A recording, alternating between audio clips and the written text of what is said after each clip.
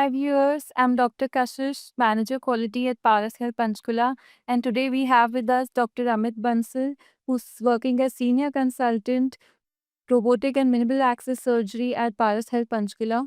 Sir has a very vast experience of 15 plus years, and he has previously worked at Apollo Bangalore. Welcome on board, sir. Thank you. Thank you for kind introduction. So sir, as we start ahead, so I'd like to know कि sir आप बता सकते हैं viewers को कि robotic surgery होती क्या है?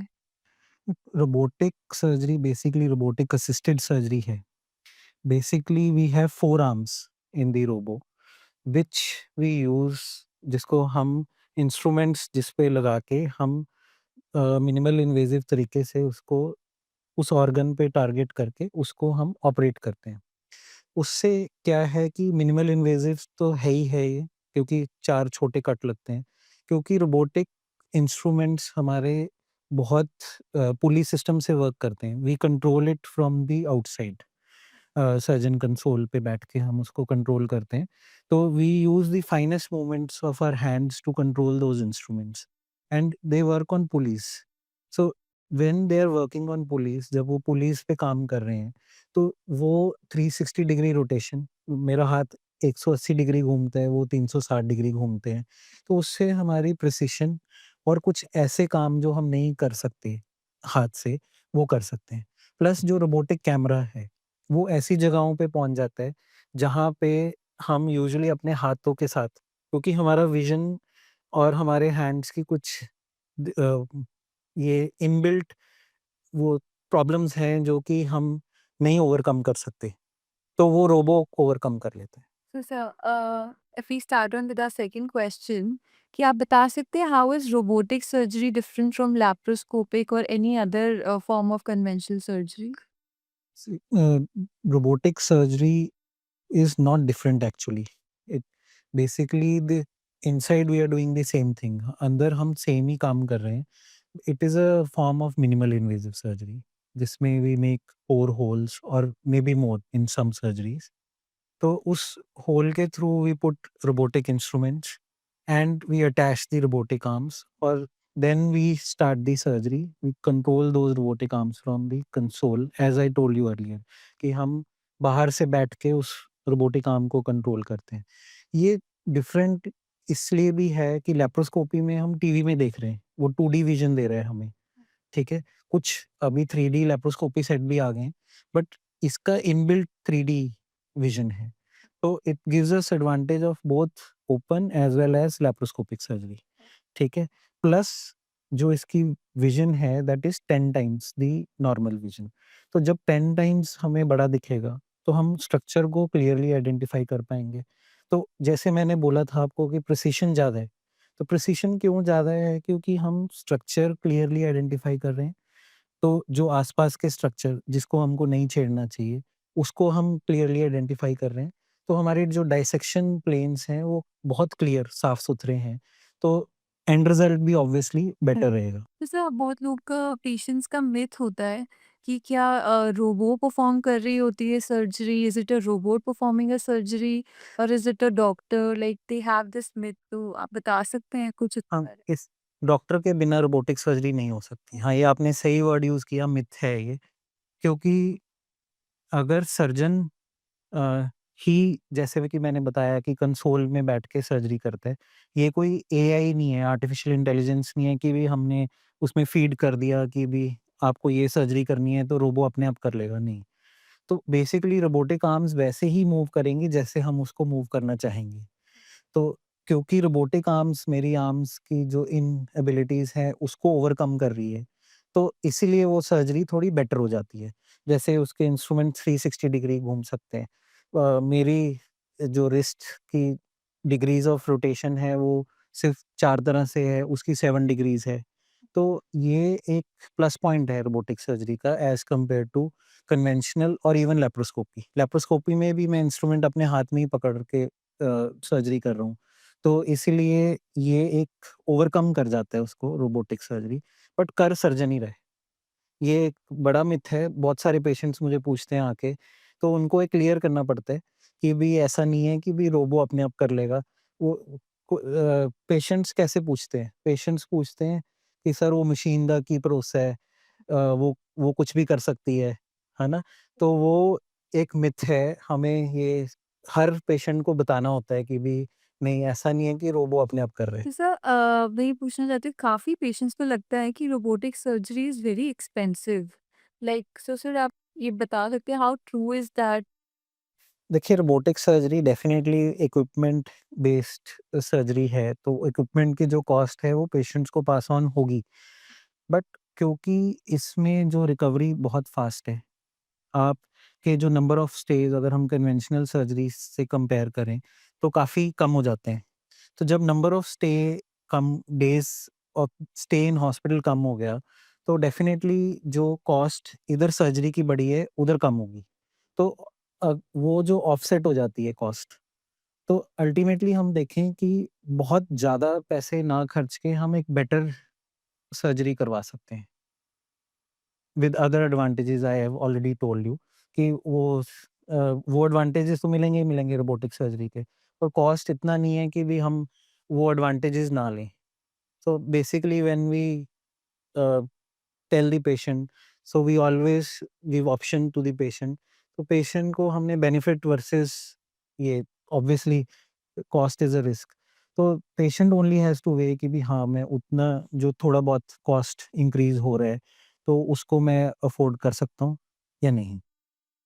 सो सर मैं ये जानना चाहती हूँ कि क्या robotic surgeries insurance companies cover करती हैं? जो तो ऑन्कोलॉजिकल सर्जरीज़ हैं, वो तो ज़्यादातर इंश्योरेंस कंपनीज़ कवर करती हैं। जो नॉन ऑन्कोलॉजिकल सर्जरीज़ हैं, उसमें कुछ इंश्योरेंसेस आजकल की डेट में कवर कर रही हैं और कुछ नहीं भी कर रही हैं। तो ये एक बहुत बड़ा चैलेंज है आज की डेट में हमारे पास, स्पेशली हमारे पार्ट ऑफ इंडिया में, कि रोबोटिक सर्जरी को अभी भी एक्सपेरिमेंटल सर्जरी माना जाता है। तो बहुत सारी इंश्योरेंस कंपनीज़ इसको एक्सपेरिमेंटल सर्जरी बोल के रिजेक्ट भी कर रही हैं।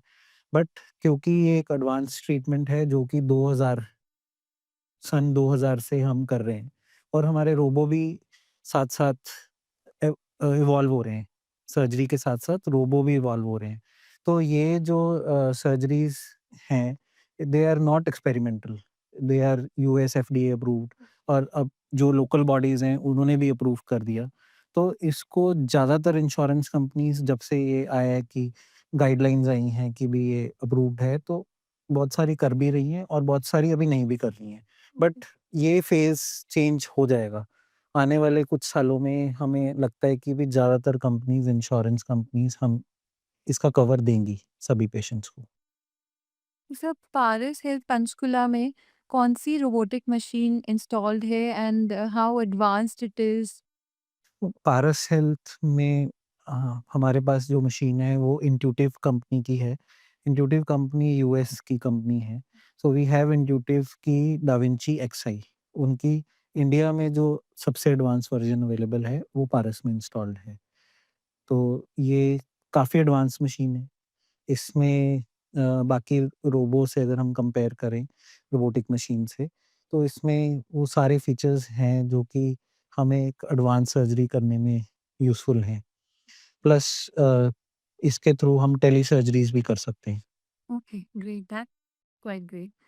सर आप सर कितनी सर्जरीज़ कर चुके हैं अभी तक? कितनी रोबोटिक सर्जरीज़ कर चुके हैं? And how was your experience? तो पारस में रोबोटिक मशीन को आए को अभी कुछ ही वक़्त हुए। तो उस वक़्त में हम काफ़ी अच्छी नंबर ऑफ सर्जरीज़ कर चुके हैं। तो आप मान के चलिए ऑलमोस्ट अराउंड 50 सर्जरीज़ हम कर चुके हैं। तो उसमें से मैंने भी काफ़ी अच्छा नंबर किया उसका। तो जो मेरा पर्सनल एक्सपीरियंस है इस रोबोटिक सर्जरी को लेके, तो मैं यही कहना चाहूँगा कि भी पेशेंट के लिए तो हम बात कर चुके हैं कि कितने फ़ायदेमंद है ये रोबोटिक मशीन। सर्जन के लिए भी उतनी फ़ायदेमंद है। आपको बैठ के कंसोल में बैठ के रोबोटिक आर्म्स कंट्रोल करनी है। तो आप एर्गोनॉमिक्स देखें, जिस सर्जरी के लिए मुझे 6-7 घंटे खड़े होके सर्जरी करनी पड़ती है, वो मैं बैठ के कर रहा हूँ, तो obviously my output will be better, है ना? तो अगर ओवरऑल एक्सपीरियंस हम बात करें, तो आने वाले टाइम में ऐसा हो सकता है कि भी ज़्यादातर सर्जरीज़ रोबोटिक ही हों और लैप्रोस्कोपी और कन्वेंशनल बंद कुछ नहीं होगा। देखो, ये किसी का अल्टरनेटिव नहीं है, ये एक इम्प्रूव्ड वर्ज़न है, तो बंद कुछ नहीं होगा बट हाँ, डेफ़िनेटली आने वाले टाइम में ज़्यादा सर्जरीज़ रोबोटिक हो जाएँगी। तो सर आप पारस हेल्थ पंचकुला में कौन-कौन सी रोबोटिक सर्जरीज़ कर रहे हैं करंटली? एंड पेशेंट्स का कैसा एक्सपीरियंस रहा है इसमें? पर अभी जो हम सर्जरीज़ कर रहे हैं, वो ऑलमोस्ट हर टाइप की सर्जरी हम रोबो से कर सकते हैं वैसे, बट अभी हम ऑन्कोलॉजिकल सर्जरीज़ भी काफ़ी कर चुके हैं और नॉन ऑन्कोलॉजिकल भी। इसमें हम नॉन ऑन्कोलॉजिकल सर्जरीज़ में जैसे गॉल ब्लैडर सर्जरी हो गया। गॉल ब्लैडर सर्जरीज़ का नंबर अभी तक मैक्सिमम है जो हमने किया। फिर हर्निया सर्जरीज़, ठीक है? फिर उसके बाद हम इसमें हिस्टेक्टमीज़ मतलब गर्भाशय को रिमूव करना, ठीक है? फिर उसके बाद हम इसमें बैरिएट्रिक सर्जरी भी कर चुके हैं। बैरिएट्रिक सर्जरी क्या है? Weight loss surgery. मतलब हम स्टमक के साइज़ को थोड़ा छोटा कर देते हैं ताकि अ, पेशेंट कम खा सके और उसका वेट लॉस हो सके। तो इसके अलावा जैसे जो हर्नियाज़ होते हैं ईसोफेगस के आसपास, हाइटस हर्निया बोलते हैं हम उनको, वो सर्जरीज़ कर चुके हैं। तो हम ऑलमोस्ट जितनी भी तरह की सर्जरीज़ वैसे रूटीन में करते हैं लैप्रोस्कोपिकली, वो हम रोबोटिकली कर रहे हैं। तो पेशेंट का एक्सपीरियंस मैं अब बताऊँगा इसमें। पेशेंट का एक्सपीरियंस काफ़ी अच्छा है। मतलब मैं अपने जो केसेज़ की बात करूँ जो मैंने किए हैं, तो रोबोटिक सर्जरी में और अगर हम दूसरी कन्वेंशनल या लैप्रोस्कोपी में कंपेयर करें, तो पेन स्कोर्स काफ़ी कम है। पेन एक्सपीरियंस जो पेशेंट का है पोस्ट ऑपरेटिवली वो बहुत कम है रोबोटिक सर्जरी में। उसका कारण भी बताना चाहूँगा व्यूअर्स को क्योंकि जो रोबोटिक पोर्ट है उसका जो अ, फल्क्रम है पोर्ट का वो फिक्स्ड है एज़ कंपेयर टू अदर। तो वो एक ही फल्क्रम पे हम मूवमेंट कर रहे हैं, तो जो फ़ोर्स अप्लाइड है it is not segregating to a large area, it is limited to a particular area. तो पेन भी पोस्ट ऑपरेटिवली फिर उतने एरिया में ही होता है जहाँ पे फ़ोर्स अप्लाई होती है, ठीक है? जो कट है उसके आस-पास ही पेन होगा।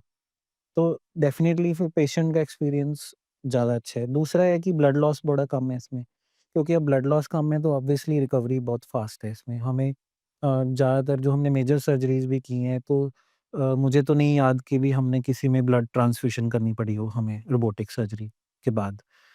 और इन दोनों फैक्टर्स को मिला के अगर हम वो करें, तो पेशेंट की रिकवरी बड़ी फ़ास्ट है, वो घर जल्दी चला जाता है। तो जितनी जल्दी पेशेंट घर जाएगा उतना ज़्यादा खुश। तो overall experience is good patients का। Thank you, Dr. Amit, thank for you. being with us on this show. And for our viewers, I'd like to request कि आप पारस हेल्थ पंचकुला आए और रोबोटिक सर्जरीज का लाभ उठाएं।